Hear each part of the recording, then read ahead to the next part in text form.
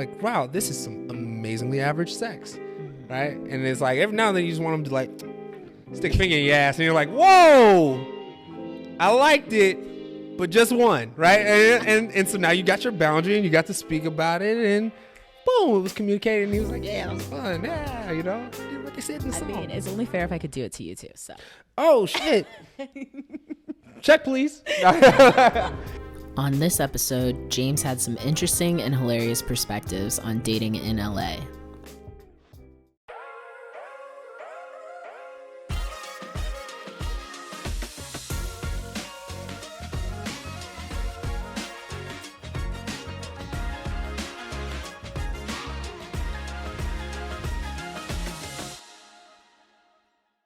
And our sponsor for today's episodes is Beyond, the newest dating app in town. Check it out at datebeyond.co. So, what is dating like in LA for you? That's a big question. Yeah. So when I moved to LA, I have a little bit different story. When I moved to LA, I was actually married. Mm-hmm. So I came out here at 20, married, ready to just like prove everybody wrong, right? And then got divorced like a year later. And the dating scene after that, I've been in LA now 15 years. So I've seen like kind of the full transition from just like go to the club and turn up and, you know, like meet people or be at the gym to like dating apps and social media and all that stuff kind of coming into play. So I think it's the same as it is for business. I think if you're in LA and you're, let's say, not from here, or you're in some industry that is real transient, like entertainment, you're going to end up in a business / relationship. Like, and if your relationship doesn't coincide with your business, then it's probably not going to be the healthiest. That's just kind of how I've seen it. Specifically, like if your partner doesn't understand your business and you have all these time constraints and all these issues with showing up to stuff, or you got to cancel for this or that. Like, I moved to LA for this thing in my life. For me to just throw that away to like go to your friend's birthday party, like it's kind of tough, and that, you know, that puts a strain on relationships. So I don't know. How's it been for you? I don't know. I really haven't done much dating in LA, but I definitely know in Miami it's crazy. Oh, yeah. I know from when I went to college there, and then now when I was in college, like all the dating apps were just coming out, like Tinder and Bumble. And so it was like completely different than how it is now. I feel like when I first started using Tinder, like people were actually trying to take me out on dates. Now it's like a hookup app, which is like, it's cool, but that's not what I'm looking for. Even if I am looking to have like a sexual connection with somebody, I still want you to like take me on a date and like ask me on a proper date. Yeah. Like, when do you want to go to dinner at this place? Right. There's this like, I'm a little cynical sometimes when it comes to relationships. I sometimes like when I talk to people about it, it's like I've been all the types of relationships on the spectrum that you could be, like from fiance to you know, what is it? Fuck buddy to, you know, and everything in between, right? To friend zone. I've been all of them. And I think the thing about it when it is like, there's like a theater that has to be played. There's this performative aspect to relationships that's necessary for like showing the other person what your intention is. So like a peacock freaking putting its feathers up, you got to be like, oh, let me get that door for you. And, you know, and everyone's like, oh, it's this fake version of you, but it's really just like, you have to do that in order to like break down some of those barriers and be like, okay, do we actually fuck with each other? Like, can we sit in the room with one another for longer than a second? Like, beautiful, but hate your voice, you know, like whatever it is, you know? Is that like a thing? What kind of voices are? Oh my God. Yeah, I think personally, I don't ever want to speak for like all men on the planet or anything like that, but there's like, I think scents are something that everybody, like, some smells good or doesn't smell good, then you're going to be like, but my ears are pretty like, if someone's voice hits like a certain pitch, like, oh my God, like that. I can't. Ooh, like the white chicks tone. Ooh, that's it for me. Oh I'm my like, gosh. yeah. Like, James, let's go. Here. Yeah. I mean, I have been, I'm afraid to get on dating apps, honestly, because I think when you get on, I haven't been on any of them. I tried to build one as like a developer, but I never, like ventured into that realm fully, because it just feels so like, all right, here's my resume, or whatever. And like, here's my 5 best pictures. Like, pick me in this pool. Like, it just feels very like I have to do that work where I'd rather let the universe just let our stars, let's bump into each other or something. Like, let's have mutual friends. Because otherwise it's just like, now I got to be that person or whatever on paper. Like, I don't know, maybe my interests changed. Maybe I don't like football anymore. Now what? It's like, I liked you because you said on your profile you liked football. So delete. If you could create your own dating app, like what features would it have? Oh, I did this. I did this. This is actually a great question. No snaps. I did this actually. We in 2018 and 19, I was building an app that was specifically based around everyone creating their own algorithm, because all these apps, they work off of like just a bunch of data, and they're like, this is the best person for you based on relationships that work, right? And I think like today, like 50% of people have tried dating apps. Most marriages, like, they either met on a social media platform or on a dating app nowadays. So it's like, all right, there's some things that are important to me that aren't important to everyone else. Like, you may have some non-negotiables. Like, you cannot be shorter than me. If that's your thing, some other woman might be like, I don't care if you're a foot shorter than me. Don't be older than me, And someone else could be like, you could be shorter, you could be older, but you got to make more, or you have to be funny, or just have to like you, or you have to be good looking. Whatever size and money you got to be good looking, whatever it is. So the app we were building was like all based on weighting those algorithms so that you as an individual could just pick whatever, like on a scale of 1 to 10, how important is this thing compared to that thing, and kind of in here. Now, these are the people that most closely fit that. That I don't think really exists, but I know that like Bumbles and the what's the one where you got to get like invited? It's like Raya. Like, my sister is on Raya, and she likes it, I guess. Like, it's cool because I guess you can kind of be more selective, or think you are being, but it's still weird. I feel like it's still weird to just like meet a person on the phone. I don't know.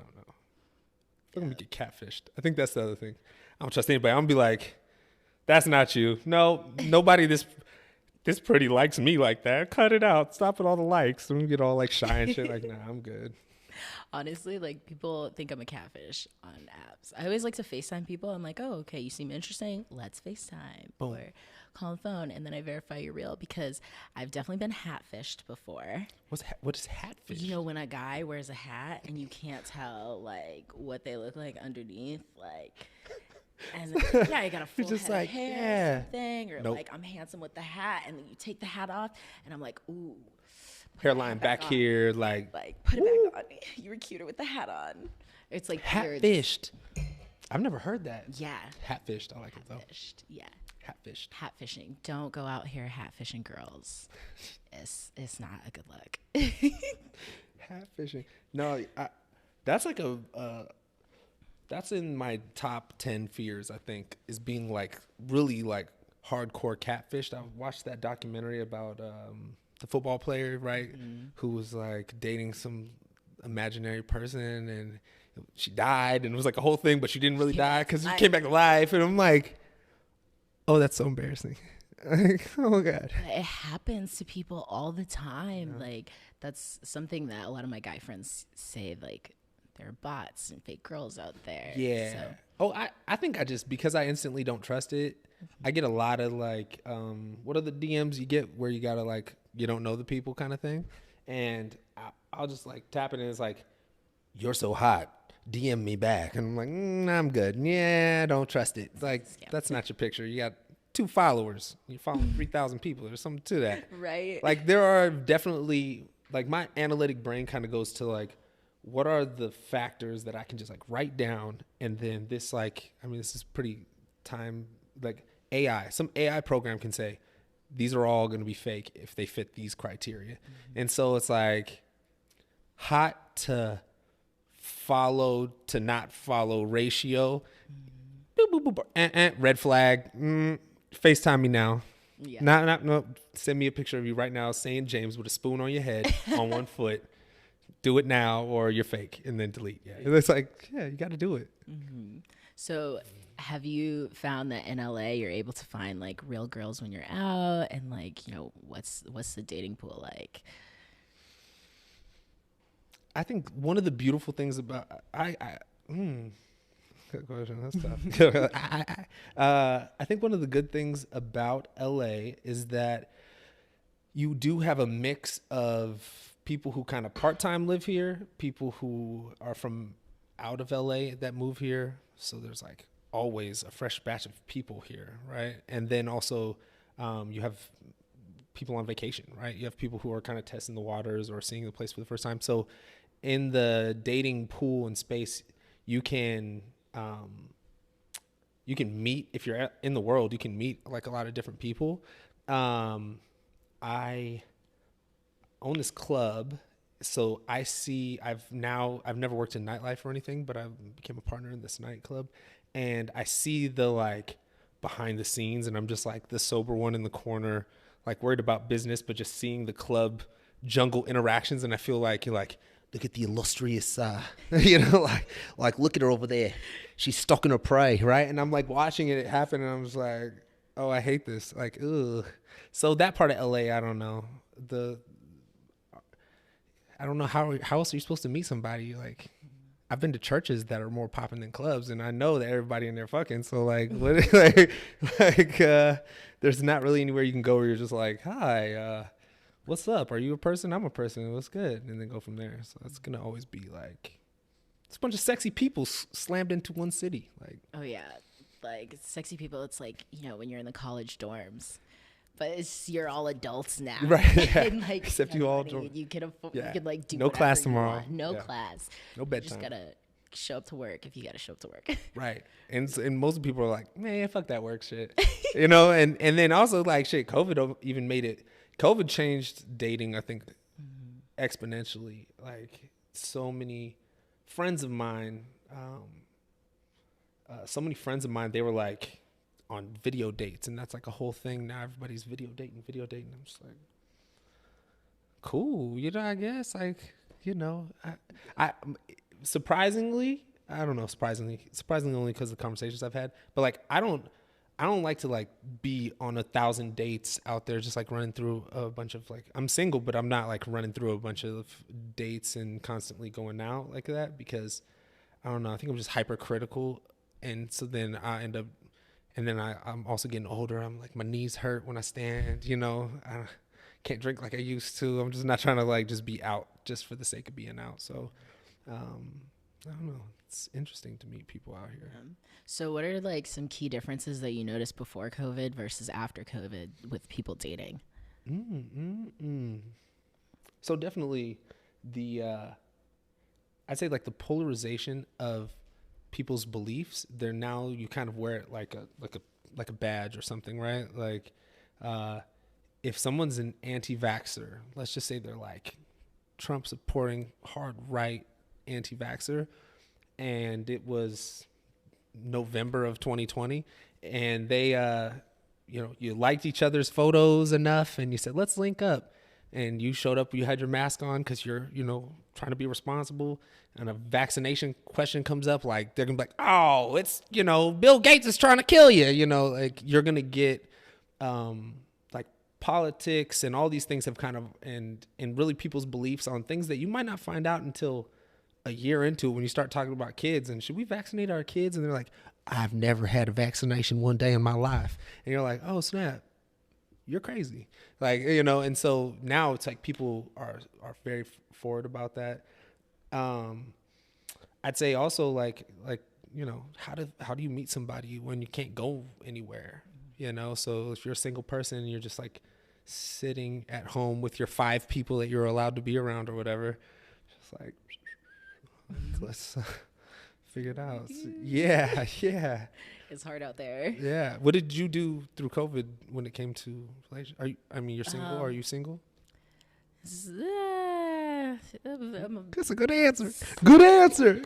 Za. Do we have Za on the board? This is some situation. You know, I'm dating. I like to say I'm dating, and like, you know, nothing like serious, because I'm not like looking for a commitment. Like, I'm not looking to have like children right now or anything. So I'm not in a rush. I'm just trying to find, you know, somebody that I like, that likes me too, that I get along with. You know, maybe it's more than somebody. Maybe it's one somebody. Maybe it's a girl or guy. I'm just open to things. You know, navigating the world. Yeah, it's a good place to be. Yeah, it's a nice place. How young are you?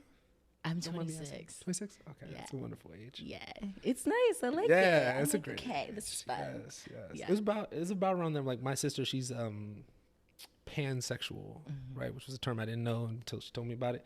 But that's kind of like what it sounds like, where it's just like, love is love, figuring it out. I'm happy as long as the person around me is making me happy. Yeah, that's a beautiful thing. Yeah, that's like my take on like modern relationships and modern dating. What's your take on modern dating? My take on modern dating. Okay, here we go. I'd say everybody is dating nowadays, right? So unless you have, like, it is almost fringe to be in a committed relationship, right? Like when I got married, I was 18 when I got married. It's like my high school sweetheart, right? And we were like, boom. And I was like, had to playing the NCAA, I had to play with, like, get a ring, like, to play with my ring on. I had to get like a note to play with my ring on. Like, it was serious for me, and I was very like committed to that relationship.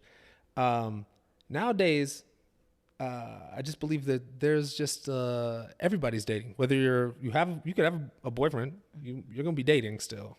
Like, especially in LA, like, everybody is kind of like 1 foot in kind of, because options are literally limitless, right? And I mean, I've been to 40 something different countries. Like, the world is small, and social media, 5G makes it tiny. Like, what? You can get here to there like that.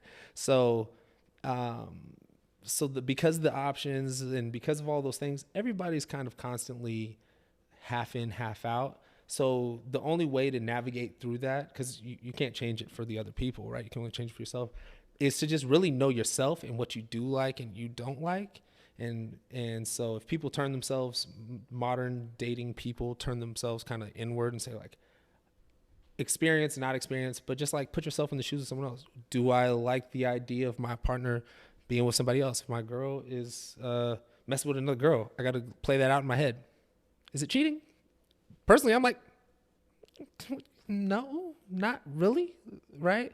But if she sucked a dick, is it cheating? I'm like, yeah, it's cheating. Like, and it sounds hypocritical in some ways, but for each person, they have their own little algorithm, and figure out your algorithm and then go apply it to the world, and you know, just figure it out. So what's your algorithm then for dating? I was trying to sum it up into like one sentence, but the sentence is like, it was like, do as I say, not as I do. But that is not how I feel. It just sounded funny. No, I would say, like, do you, I'm gonna do me, and then if we do we, then that'll be. Oh, I like that. Right? Do you, I do me, we do we. Yeah, because like I feel like, gosh, I can't remember Shorty's name, but she's literally the head of neuroscience at Cedars-Sinai. Incredible woman, and shout out, I can't remember your name. But she's been with her partner for like 20 something years, right? And she says, my partner. Her and this dude, they like own houses and all these things. She's just like the human brain. She's like super intelligent woman. The human brain is just not meant. She knows what emotions are. She can make you feel an emotion by pushing a part of your brain, you know? So she understands love at a different level. And to her, it's more important that her partner at any point in time could just be like, eject and be out. There's no ring holding them down. There's no obligation. There's no like, hey, you didn't do this thing for me, and I can't.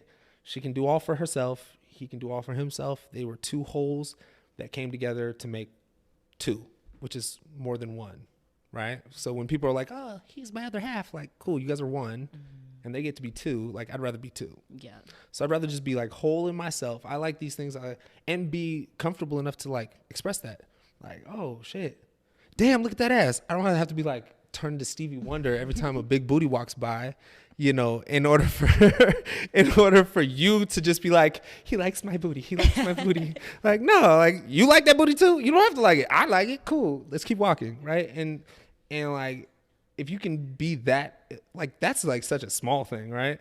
Like, if you could just be that open and your partner can just be like, man, shrug it off and not give you a hard time, then you can kind of like build from there. That's, now I say that as a single man, right? So I was like, so do as I say, not as I do is actually for you at home, because it hasn't really worked out, but you know.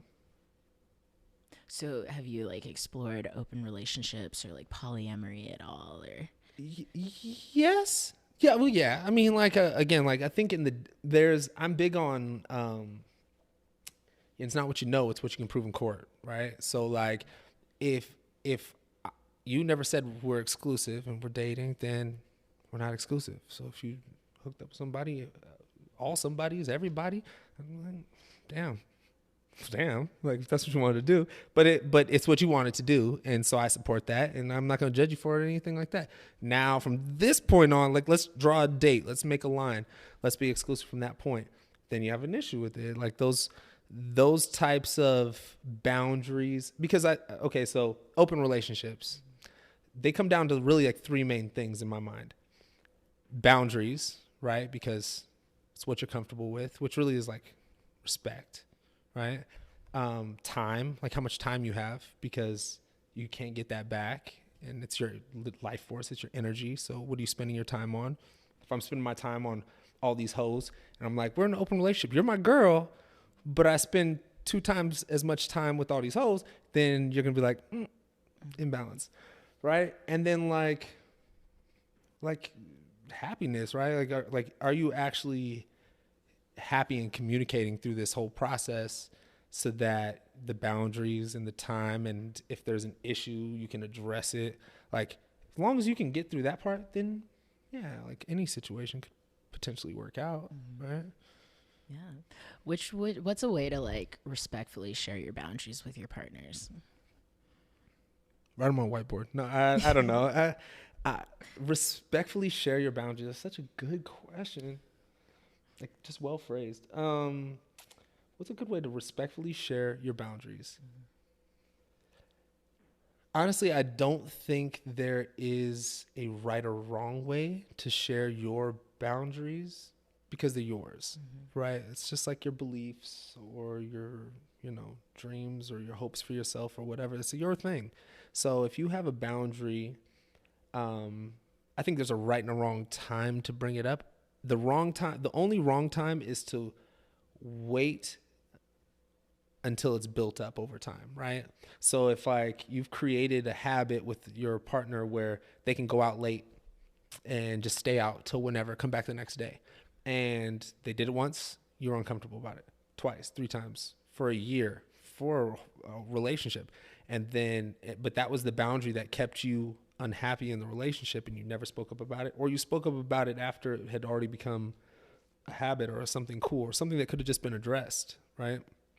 Communicated through, whatever, then that's the wrong time to bring it up. But I think, I don't know, I have this weird thing where like if something is on my mind, I'm going to bring it up. Like, I can't dance around it. I can't sleep on it.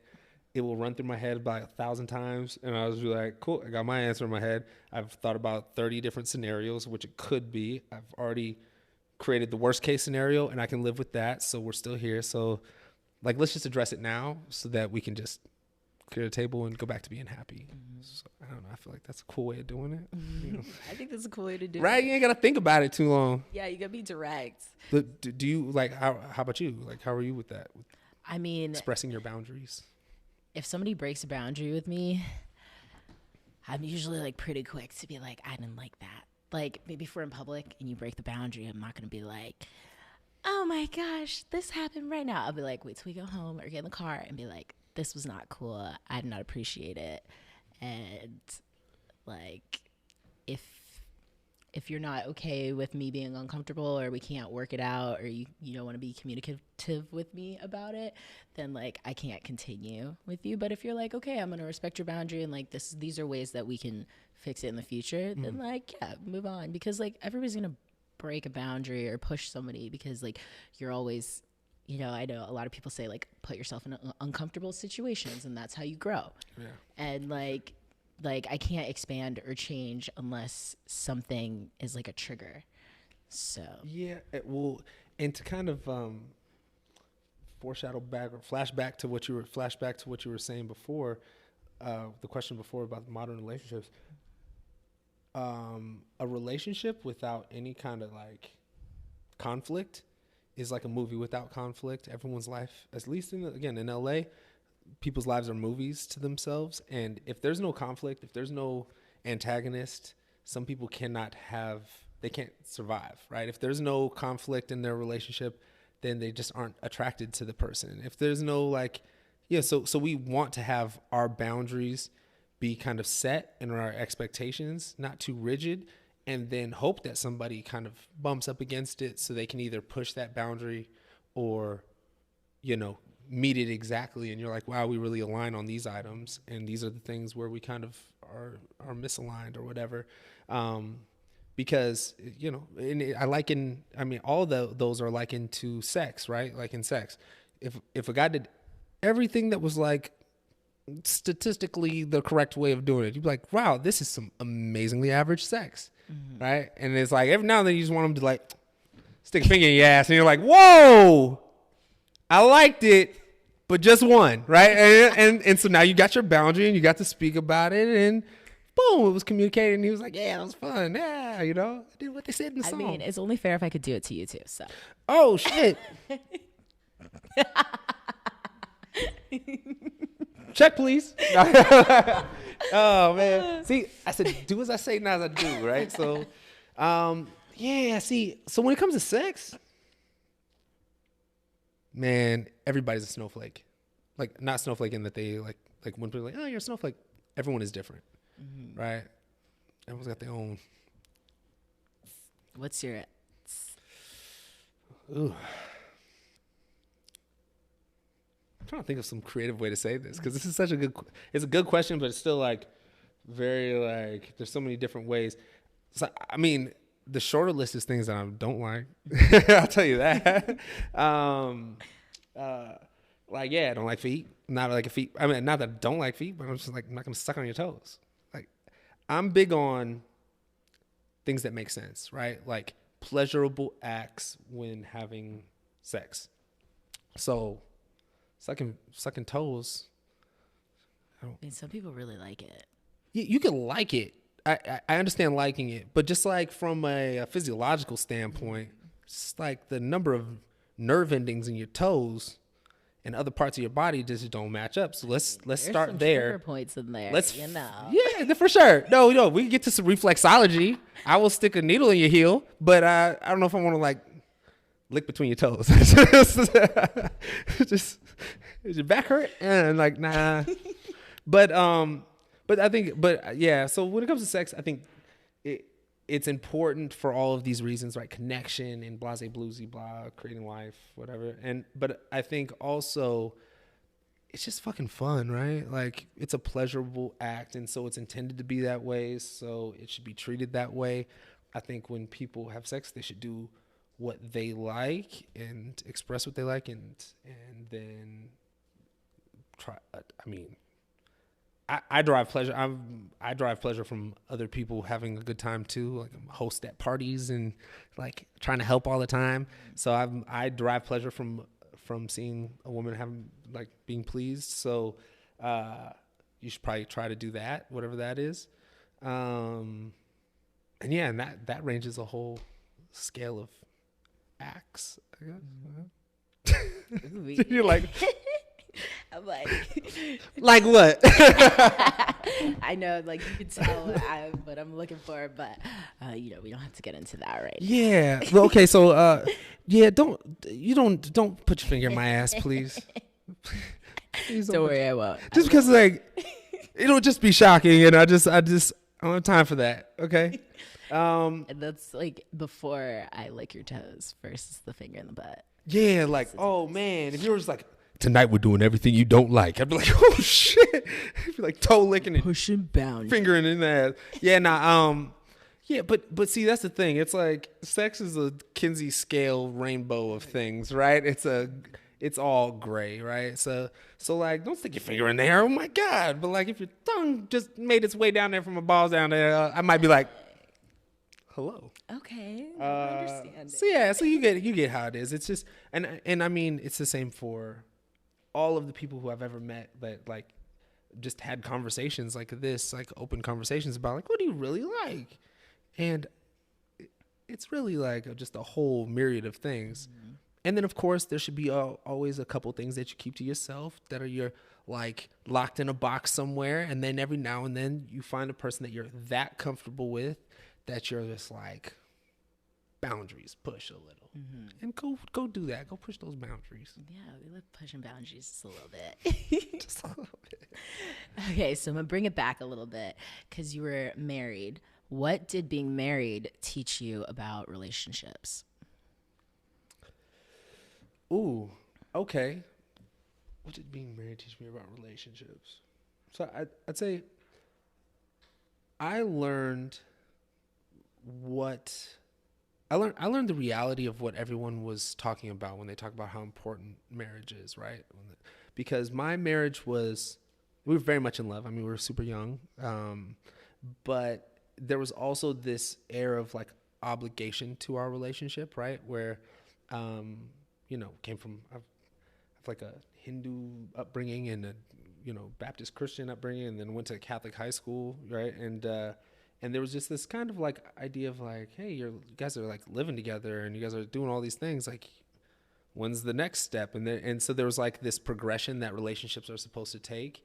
And after a certain amount of time, it's like, oh, well, we're at that place. So like, let's do this thing. And then it's like, you can't just be engaged forever and ever. Like, let's do the next thing. And like, we're not going to break up anytime soon, right? No, of course not. I love you forever. Okay, yeah. So like, let's go get married.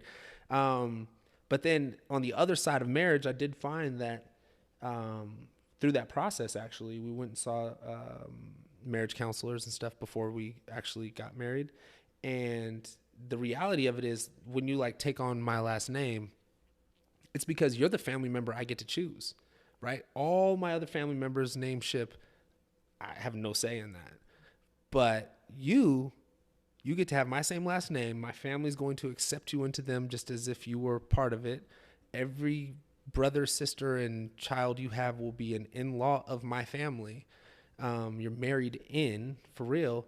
That's kind of a big thing, especially for me because my family's so tight-knit and we're so like, we take care of each other and we support one another and like last name's tatted on my back, right? Like we're all like that.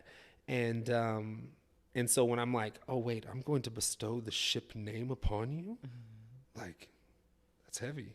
And so then on the outset, because our divorce was mainly that we were just too young and that she wanted to go left and I wanted to go right. And I was just like, I can do that all by myself, and we kind of parted ways there. And we're still cool to this day. But now when I think about marriage, I definitely think about, I have this saying that I'll say to people and they ask like, would you ever get married again? I'm like, yeah, but when I do, it'll be a surprise to the both of us. Right. Which is like, it won't be expected. There won't be some like build up, like all her friends are like, so when's he going to ask the question? Like, it's not going to be that. And my mom will have given up asking or something like that. And one day we'll just be like, yeah. Okay, cool. For sure. All right, boom, fist bump. And then, have a big wedding, a little wedding. It doesn't matter what it is. Like the wedding doesn't actually matter, but the decision to make that type of choice, it will either go down like that or it will be like, babe, you know that we could save an extra 10% on our taxes annually if we were to do this, and our 5 different businesses we could combine into this one trust, and we can take over another planet or something. I'd be like, hell yeah, let's do it. We're getting married. Boom, we're bringing the families together. Otherwise, yeah, I just wouldn't want to be with a partner at that depth if marriage was like, I gotta get married. I don't give a fuck who it is. Like, nah, okay, I'm good. Okay, and then I have another hard question for you. But what about you? What is your question? What is your answer for that? Like your marriage take? I think if I were to get married, it would be for like legal reasons. Like if it's legally beneficial for me to get married. Like I know right now for women in a lot of states, you don't have reproductive rights unless you have a husband, or my father is going to have to sign off on something for me, which is like crazy to me. So it's like, if it really came down to it, I would get married to like, get that done. Yeah. If I needed to. Right. Or like, if it was like business beneficial or something. But like I think like the contract of marriage, like I don't need to get married to you to be like, oh, I love you and I'm committed to you. So that's like my point on it. I definitely get that. Yeah, I used to think like Disney princess marriage, like I do want to get engaged and I want to have a wedding party, like I want to have a fake wedding, but I don't think I need to actually get married. Really? I would love to have a fake wedding so that my parents and the rest of my family is like, oh yeah, she got married. Like a celebration of love or something. Yeah. And then I can just be like, just kidding. It didn't work out. But like I got married and we had a party and it was lit. Right. Yeah, that's cool. Yeah. Yeah, I mean, I could definitely see that. I understand, like, I think about this because I do a lot of like consulting for these businesses, and like in each of them, what it comes down to is like the contract, right? And doing what you say you're going to do. And so I believe that when you talk about love and marriage, they actually are two different things, like you just said, but very much so like in marriage, you're kind of saying like, I will do these things. Boom. I bet like half of my wealth on this bow. And that is something that is kind of terrifying, right? My marriage contract will have to be way deeper than what the law even has any kind of say on. Definitely get a prenup. Yeah. I'd be like, you will never suck his toes. Like that's going to be in your, you suck my toe, it's over. Bang. I get everything. Yep. I got it all. Bang. I'm like, yep, we're out. Let's go. Kids, get in the car. It's my house, my kids. We outie. So then, this is an interesting topic that I like to ask. What's it like dating as a black man? Like, what stereotypes do you run into? And like, how does, your ethnicity and your race like affect the way you date? Great questions. So I have an interesting perspective on this because I came from Phoenix, Arizona, right, where I where I lived until I was 20. And so in my dating years early, obviously I was married, but growing up, it's like 5 to 10% black out there, and then the rest is just like white and Mexican.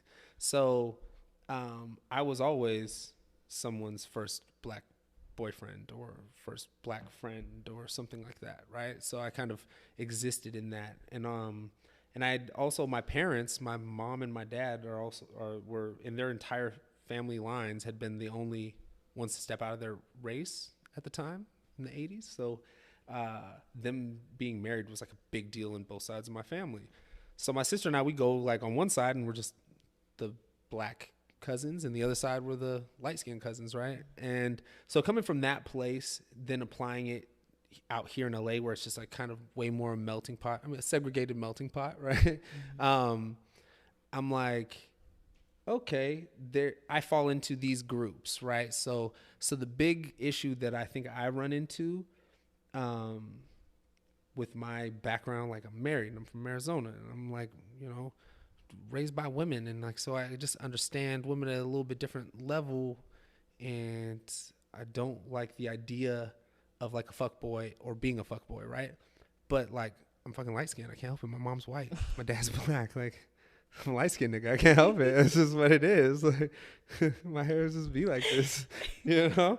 And I played basketball in college, and I'm like I'm tall, light skinned with a six pack, and a model. I'm a fuckboy. I'm a fuckboy on paper. On paper, hide your kids, hide your wife. You know what I mean? Like, I'm a fuckboy. So that has probably been the biggest thing. Like, again, I came out here married, so I didn't even have to deal. I came out, I was like, oh wow, LA is amazing, you know. And then I was quickly in another. I was like serial monogamous for like 5 or 6 years after that.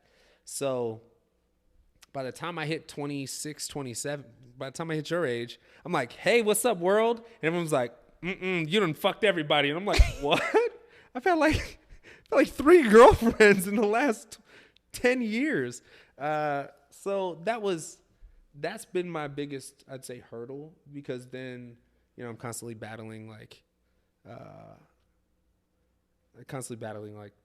you know, growing up in your 20s or whatever and figuring out what you want and all these things and getting the dating scene down. So you do date. So I'm like, you're a man whore, I can tell, because you've been on like 5 dates, and they took these 5 chicks to dinner and I hate them all. Like, so you're kind of cool, you know. It's very different out here. And then so that's just being a light skinned nigga in general, but being black as well, it instantly kind of puts you in a weird situation sometimes. I'll say even especially since like Black Lives Matter and since all these social justice kind of spaces, there's kind of it's kind of like an almost like a call to everybody who's non-black to speak out to that thing or say something about it or be a social justice warrior in some way or an ally. And I'm just like, you don't have to be an ally, you know.